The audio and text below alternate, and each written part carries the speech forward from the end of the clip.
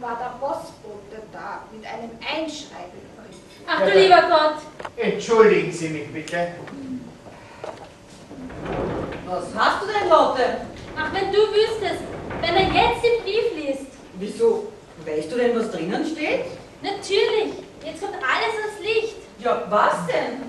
Dass sie mich aus dem Internat rausgeworfen haben. Du hast also die Schamlosigkeit gehabt, dich von einem jungen Manne küssen zu lassen? Hast du denn in diesem Moment nicht an mich gedacht? Tag, lieber Onkel. Tag.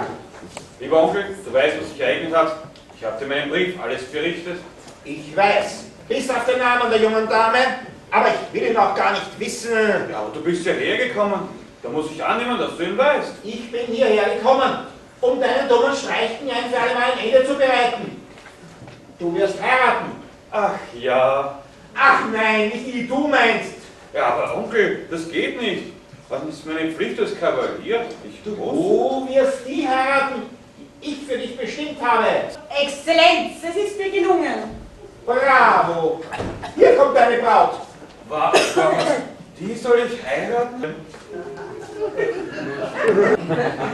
Ach so, jetzt wird mir alles klar. Das ist die kleine als... Guten Tag, meine Damen. Hallo, Polly. Guten Tag, Polly. Also ich muss schon sagen, Sie sind von einer Hartnäckigkeit. Sie geben also immer noch nicht auf. Wenn Sie mir jetzt nicht sagen, Bulli, ich will werden deine Frau, dann fahre ich zurück mit dem nächsten Dampfer nach Amerika und wir sehen sich nicht mehr wieder. Das würde mir aber leid tun. Wissen Sie was? Wir sollten uns mal über die ganze Sache aussprechen. Wir beide, ganz alleine. Kommen Sie, Bulli. Du brauchst mir nur sagen, ob diese Yvette eine Tänzerin vom Varieté ist, ja oder nein. Ja.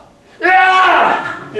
Super, super. Und jetzt das Wichtigste, das Allerwichtigste. Böcken, ist diese Tänzerin meine Tochter, ja oder nein?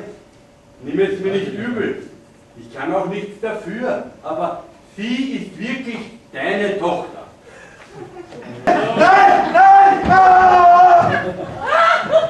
Ich habe eine überraschende Mitteilung zu machen. Ich bin der Häuptling der Comanche. Ich will mal den verfluchten Kerl spielen.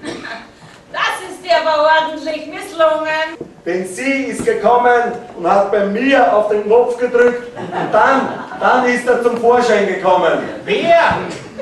Ja, ja,